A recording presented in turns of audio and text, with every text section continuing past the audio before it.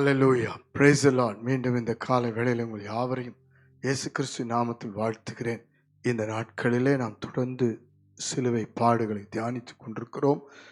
இந்த நாளிலும் கூட சிலுவையின் மூலம் வருகிற ஆசீர்வாதத்தை பார்த்து ஜெபிக்க போகிறோம். எனக்கு பிரியமானவர்கள், இந்த காலை வேளையிலே கர்த்தர் நம்மோடு பேசுகிற சிலுவையின் ஆசீர்வாதமான வார்த்தை நம்முடைய வாழ்க்கையவே மேன்மையாய் வைத்து நம்மை தேவனுக்கு பிரியமானவர்களாய் மாற்றி அமைக்க வல்லமுள்ளதாய் இருக்கிறது. இன்றைக்கும் பேசுகிற தீர்க்கமான வார்த்தை கொலோசியரின் புஸ்தகம் 1:20 வாசித்து பாருங்கள். அவர் சிலுவையிலே சிந்தின இரத்தத்தினாலே சமாதானத்தை உண்டாக்கி பூலோகத்தில் உள்ளவைகள் பரலோகத்தில் உள்ளவைகள் யாவையும் அவர் மூலமாய் தமக்கு ஒப்புரவாக்கி கொள்ள அவருக்கு பிரியமாயிற்று. ஹல்லேலூயா.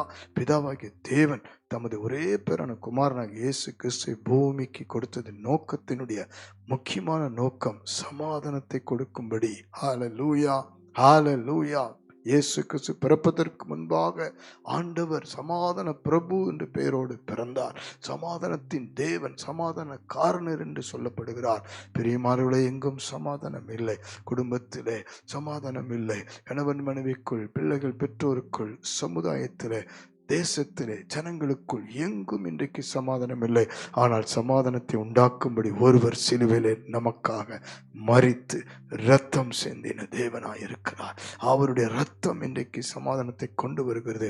அவர் சிலுவையிலே சிந்தின இரத்தத்தை விசுவாசிக்கும் பொழுது வேதம் சொல்லுகிறது, நமக்கு சமாதானம் உண்டு பண்ணும் ஆக்கினை அவர் மேல் வந்தது என்று ஏசாயா 53:5 சொல்லப்படுகிறது. நமக்கு சமாதானம் உண்டு பண்ணுகிறதற்கு ஒரு ஆக்கினை, கான்சிக்வன்சஸ், ஒரு தண்டனை, ஆக்கினை தீர்ப்பை அவர் ஏற்றுக்கொண்டார். ஹல்லேலூயா.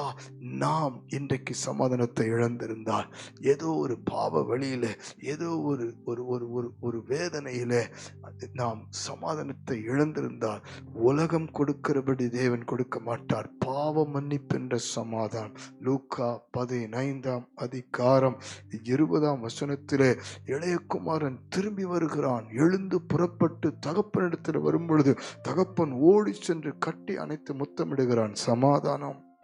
அவன் சமாதானத்தை பணத்தினால் சம்பாதிப்பதற்கு உறவை பிரித்து போகிறான். நிறைய பேர் இன்னைக்கு சொத்துக்களை பிரித்து, அன்பை பிரித்து, அவர்கள் சுயநலத்துக்காக பிரிந்து போகிறார்கள். பிள்ளைகளை விட்டு, பெற்றோரை விட்டு, கணவனை விட்டு, மனைவி விட்டு. ஆனால் இழந்து போய் நிற்கிறார்கள் சமாதானம் இல்லாமல். இப்ப ஆண்டவர் சொல்ல, திரும்பி வாருங்கள், எழுந்து புறப்பட்டு தேவன் பக்கம் திரும்பி வாருங்கள். மறுபடி உங்களுக்கு சமாதானத்தை கொடுத்து ஆசீர்வாதம். குடி பழக்கம், போதை வஸ்துக்கள், பாவ காரியங்கள், கெட்ட கிரியைகள், உலகத்தின் ஆவிகள் சமாதானத்தை கெடுத்துவிடும். உலகம் கொடுக்க கூடாத சமாதானத்தை யோவான் 14:27 இயேசு சொல்லுகிறார், என்னுடைய சமாதானத்தை கொடுக்கிறேன். அதே போல வியாதி சமாதானத்தை கெடுத்து போடும். வேதம் சொல்லுகிறது. மார்க் எழுதின சுவிசேஷம் 5:34 12 வருட பெரும்பாடு உள்ள பெண் எல்லாவற்றை இழந்து, சமாதானத்தை இழந்து, வியாதி படுக்கையில் இருந்த பொழுது இயேசுவின் ஆடையை தொட்டு சுகம் பெற்றவுடனே தேவன் சொல்லுகிறார், சமாதானத்தோட போ, உன் வேதனை நீங்கி சுகமாயிரு. இன்றைக்கு என்ன வியாதியோடு இருக்கிறீர்கள்? சமாதானத்தை இழந்திருக்கிறீர்களா? ஆண்டவரை நெருங்கி வாருங்கள். ஆண்டவர் பக்கம் திரும்பி வாருங்கள். ஆண்டவரை நோக்கி கூப்பிடுங்கள். சமாதானத்தை கொடுத்து உங்களை ஆசீர்வதிக்க சித்தம் கொண்டிருக்கிறார். ஹல்லேலூயா. இப்பொழுது ஜெபிக்க போகிறோம். ஆண்டவரை நோக்கி பாருங்கள். உங்கள் வாழ்க்கையில, குடும்பத்தில், தனிப்பட்ட ஜீவித்தில், குடும்ப பிள்ளைகள் வாழ்க்கையில, கணவன் மனைவி வாழ்க்கையில, ஆவிக்குரிய வாழ்க்கையில ஒரு சமாதானம் தேவை. ஆண்டவரிடத்தில் அது உண்டு. கண்களை மூடி ஜெபிப்போமா? அன்பின் பரலோக பிதாவே, இந்த காலைகளில் ஜெபிக்கிற ஒவ்வொரு வாழ்க்கையிலும் எந்தெந்த விதத்தில், எந்தெந்த சூழலில் சமாதானத்தை இழந்திருக்கிறார்களோ, பிரச்சனைகளால், போராட்டங்களால், கடன் தொல்லைகளால், வியாதி படுக்கையினால், ஆண்டவரே, அன்பற்ற சூழலினால், ஆண்டவரே, கோபத்தினால், வியாதியினால், பாவத்தினால், எந்தெந்த விதத்தில் சமாதானம் இழந்திருக்கிறார்களோ, இயேசு கிறிஸ்துவாக இம்மை நோக்கி பார்க்க ஒப்பு கொடுக்க உதவி செய்வீராக. சமாதானத்தை உண்டு பண்ணுகிற ஆக்கினியை ஆண்டவரே நீர் சிலுவிலே சுமந்து தீர்த்தீரே. இந்த நிமிஷத்தில் சமாதானம் இறங்கி வரட்டும். ஒவ்வொரு குடும்பத்துக்குள், வாழ்க்கைக்குள்ளும், இருதயத்துக்குள்ளும் சமாதானம் இறங்கி வரட்டும். ஒவ்வொருவரின் தொடுவீராக. வாலிப பிள்ளைகளுக்குள் சமாதானம் இறங்கி வரட்டும். கீழ்ப்படிதல் உண்டாகட்டும். வியாதியின் நிமித்தம் சமாதானத்தை இழந்து, ஆசீர்வாதத்தை இழந்து, சந்தோஷத்தை இழந்து தூரமாக இருக்கிற பிள்ளைகளை இப்பொழுது உம்மை தேடி வர, உன் பக்கமாய் வர ஆண்டவரே இப்பொழுது சமாதானம் உண்டாக ஜெபிக்கிறனப்பா இயேசுவின் நாமத்தினால. ஹல்லேலூயா.